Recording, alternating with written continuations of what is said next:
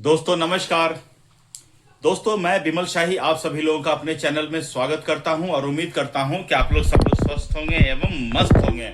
सभी राष्ट्रवादियों और सनातनियों से ये निवेदन रहेगा कि आप लोग मेरे चैनल को सब्सक्राइब कर लीजिए और वीडियो को लाइक एवं शेयर भी कीजिए।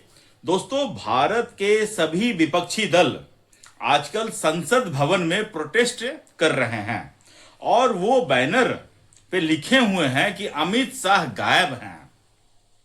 दोस्तों ये बात सही है कि अमित शाह पिछले पार्लियामेंट सेशन में संसद की कार्रवाई में शामिल नहीं हुए हैं, क्योंकि संसद में जो चर्चा चल रहा था वो चर्चा क्या था?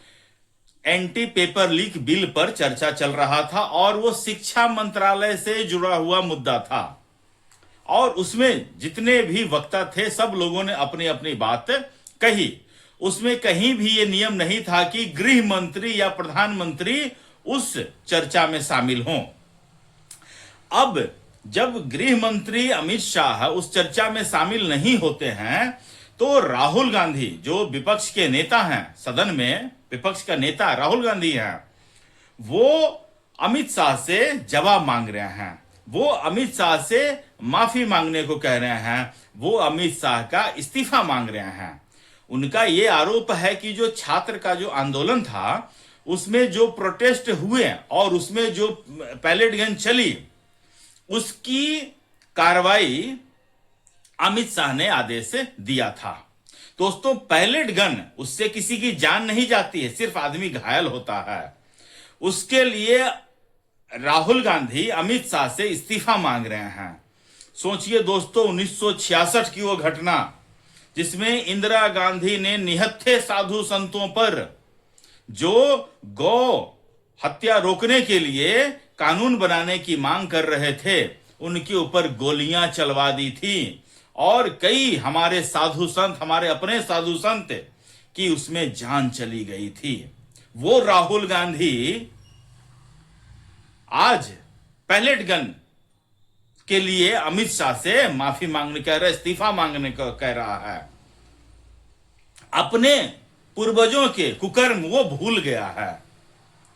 अखिलेश यादव जिसके पिता मुलायम सिंह यादव ने निहत्थे कार सेवकों पर गोलियां चलवाई थी, वो आज कह रहा है कि जब अमित शाह एज ए मंत्री ये बोल रहे हैं कि चलाने का आदेश मंत्री नहीं देता है तो फिर मुलायम सिंह यादव पे ये आरोप कैसे लग रहा है? दोस्तों मुलायम सिंह यादव ने अपने कई सभाओं में यह स्टेटमेंट दिया है कि हमने मुसलमानों को खुश करने के लिए इतने हिंदुओं की हत्या करवा दी, अगर और करवाना होता तो हम इससे भी पीछे नहीं हटते। अपने मुस्लिम प्रेम को छुपाने के लिए आज क्या क्या चीजों का सहारा नहीं लेना पड़ रहा है इन सपाइयों को और इन कांग्रेसियों को। और वो अमित शाह को कह रहे Amit Shah is missing from parliament.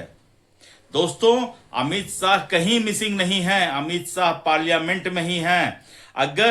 अगर विपक्ष को यह लगता है कि वो अमित शाह को झेल जाएंगे तो वो तैयार रहें, क्योंकि सोमवार से अमित शाह पार्लियामेंट संसद की कार्रवाई में जाएंगे।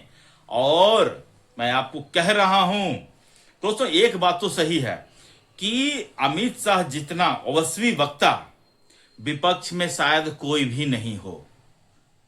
राहुल गांधी जो अपने आप को उतना सेठ समझते हैं ना, बहुत कि इस देश के मालिक हैं, अमित शाह जितना, जिस दिन वो अमित शाह इतना रिसर्च करके पार्लियामेंट में आना शुरू कर देंगे तब शायद उनके बुरे दिन खत्म हो पाएंगे।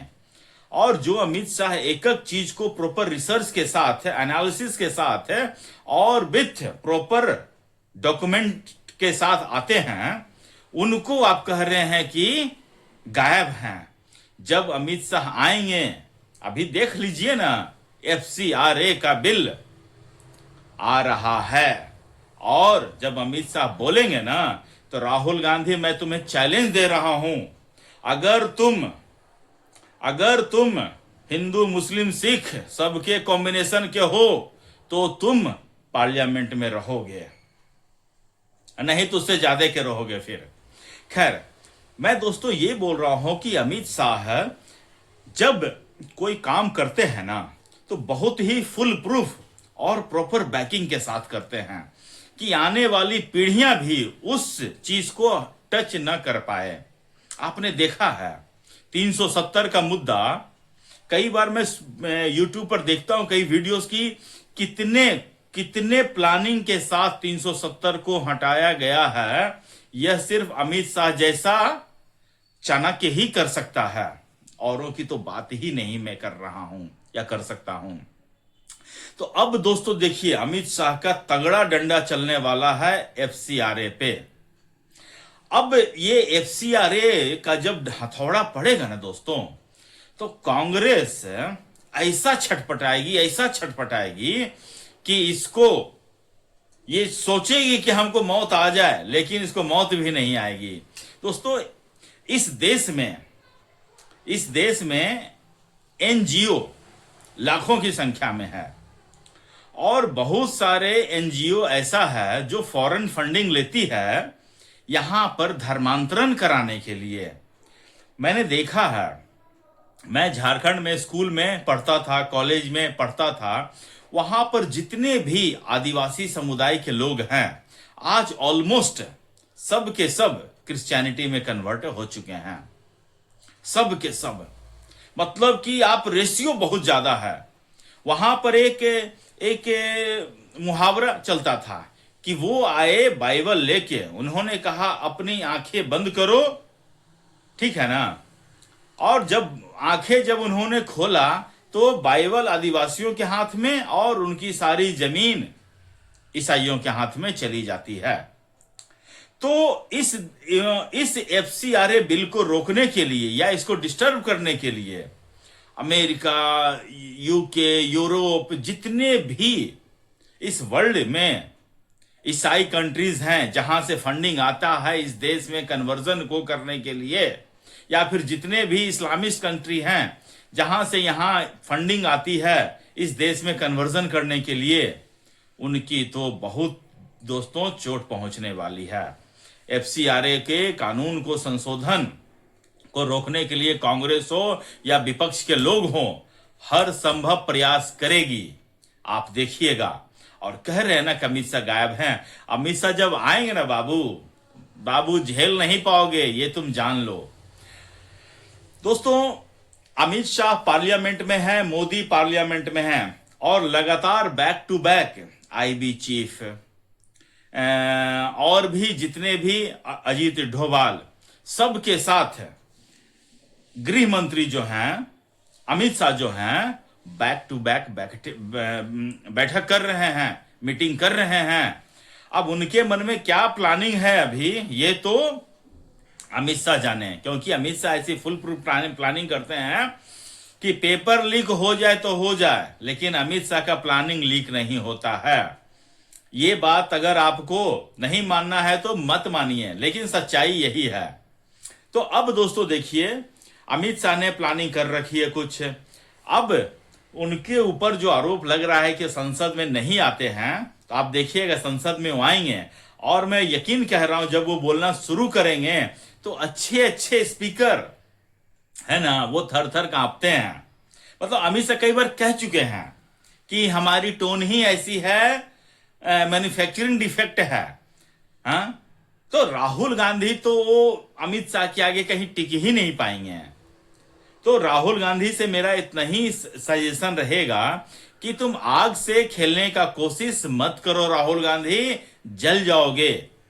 और मैं कह रहा हूं एफसीआरए का बिल आने दो, तुम्हारी जितनी भी छटपटाहट है सब सामने निकलेगी, और मुझे लग रहा है कि कांग्रेस हो या अपोजिशन पार्टी हो विरोध करेगी और इसके लिए हर संभव प्रयास करेगी कि यह बिल किसी भी सूरत में पार्लियामेंट से पास ना हो पाए। लेकिन मुझे लगता है कि नरेंद्र मोदी और अमित शाह ये सोच लिए हैं कि इस बिल को पास कराना ही कराना है। अब देखिए क्या होता है, इसके ऊपर बाद में पता चलेगा। लेकिन एक बात तो तय है कि एफसीआरए पे डंडा चलना तय है। तो दोस्तों मुझे आज के लिए इतना ही अपडेट देना था। आप लोग अपना ख्याल रखिए, स्वस्थ रहिए, मस्त रहिए। कमेंट करके बताइए कि आपको क्या लगता है। कमेंट करके बताइए। अपना ख्याल रखिए, स्वस्थ रहिए, मस्त रहिए। तब तक के लिए नमस्कार। जय श्री राम।